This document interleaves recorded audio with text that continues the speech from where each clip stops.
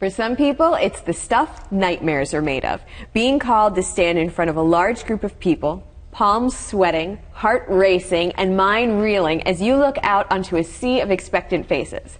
It might be a presentation in front of coworkers or a speech honoring a friend. Even if you feel fairly confident in your public speaking abilities, there's always room for improvement. Today, we welcome Donna Cardillo, President-elect of the National Speakers Association of New Jersey, who will help us polish up our public speaking skills. Welcome, Donna. Thank you, Meredith. I'm happy to be here. Well, it's good to have you. A lot of people find it absolutely terrifying. In fact, I've heard studies before that say people find it more terrifying than death. That's correct. To have to speak in public.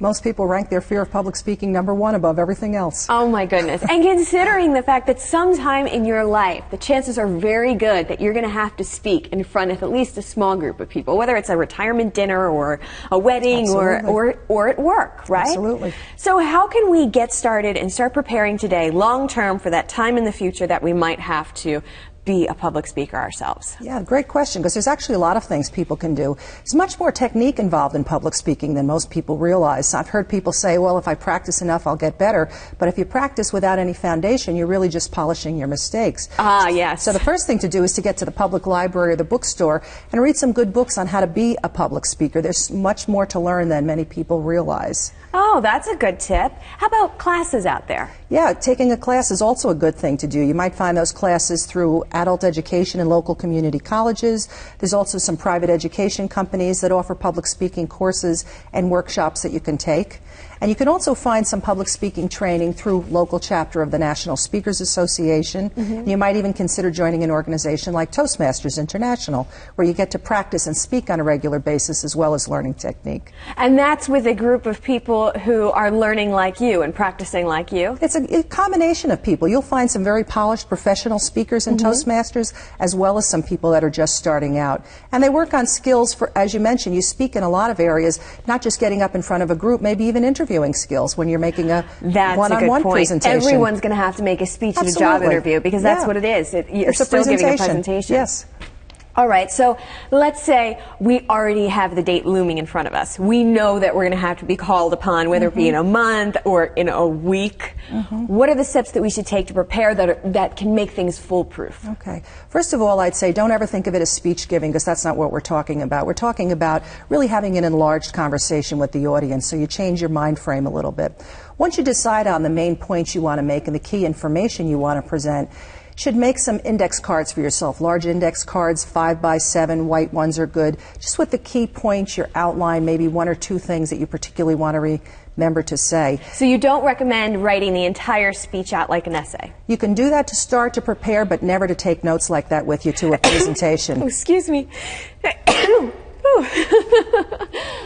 So you were saying...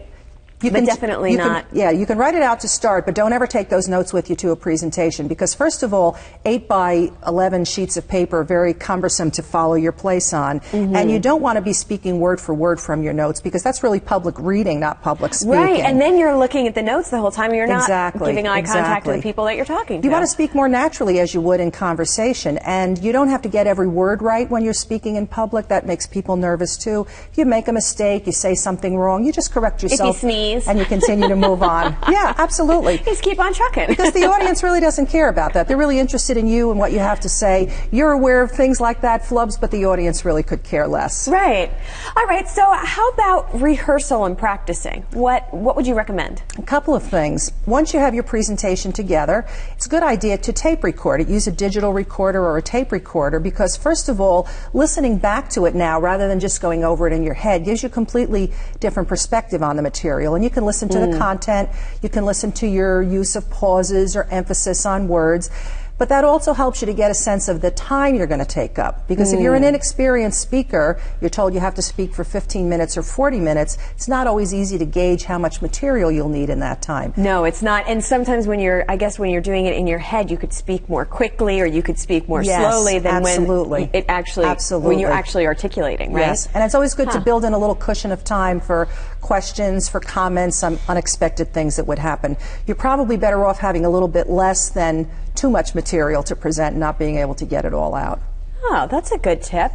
And so once I've listened to it, maybe I've listened to it myself, should someone get in front of some people to rehearse? Yeah, it's a great idea if you have the opportunity to do the presentation, even to one person in your family or a friend, but a small group, if you can get 2 or 3, 4 people together, that's good. And it's not the same as presenting in front of the actual audience you'll be speaking to, but when you get up and present it to some other live people, it's an opportunity for you to rehearse the material out loud, to do it while you're using your notes, maybe referring to a handout, or if you're using a PowerPoint presentation on computer. Just gives you an opportunity to run through all of the elements, start to get ownership of the material, and feel a little bit more comfortable. Plus, you can get some feedback from the people that listen to you, and even if they're your immediate family, they will often give you some very valuable feedback. They might say you spent too much time on that, you need to be a little more animated, you use the word basically too many times. That happens frequently. What are they? I've heard them called filler words, where people say basically or like or actually. Right. And so that someone can help you actually pinpoint actually.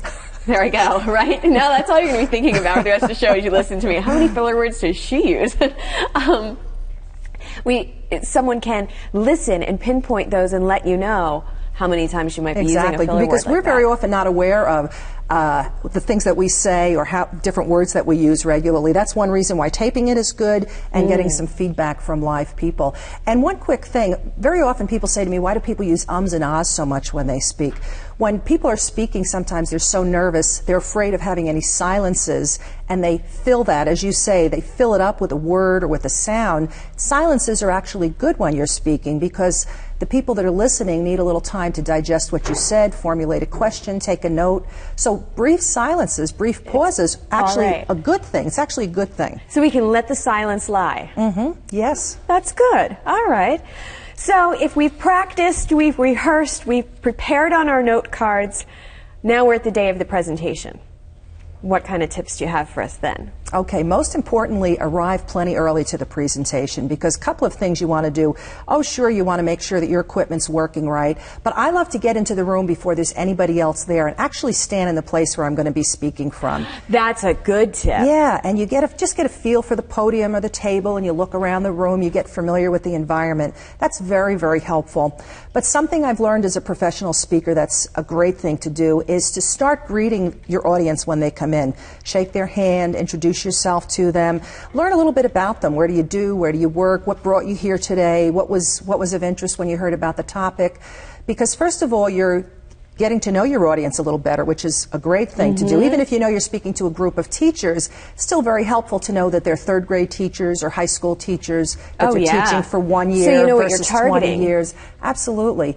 It also helps to break down barriers between the speaker and the audience. Some speakers stay very separate from the audience. They stay up at the podium preparing. They never really communicate with the audience. And that's not a good thing. If you connect with the audience, it helps to divert you from your own anxiety about speaking soon. I think it's kind of like, you're getting people to join your team. Absolutely, that's exactly right. You're making friends beforehand, and people will like you before you even get up there and speak one word, and that's definitely a good thing.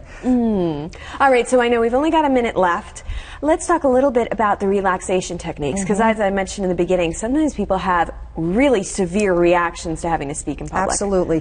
What happens is adrenaline starts to pump through your body and you get short of breath, your heart starts to beat rapidly, etc. A couple of things you want to do. First of all, you want to go into a private place to do some large muscle exercises like shrug your shoulders or shake out your arms and hands, do some push-ups on the wall, and that actually helps to get rid of some of that adrenaline in your blood system. Go somewhere where you can close your eyes and take really, really deep abdominal breaths where you let your abdomen expand and contract, because that actually has a physical effect to calm you down, to get rid of some of that adrenaline. And while you're sitting there with your eyes closed and breathing deeply, imagine the scenario that's coming up in your mind and picture things happening exactly as you would like them to happen. That you walk into the room very confidently, you give a great presentation, imagine the audience giving you a standing... I've heard football players do that. Absolutely. Professional athletes, speakers, corporate people, they use visualization and it actually works. When people like Tiger Woods get up to the tee, you better believe that he's already gone through a whole visualization process to get that hole in one. Thank you so much, Donna. I appreciate it. Those are great tips.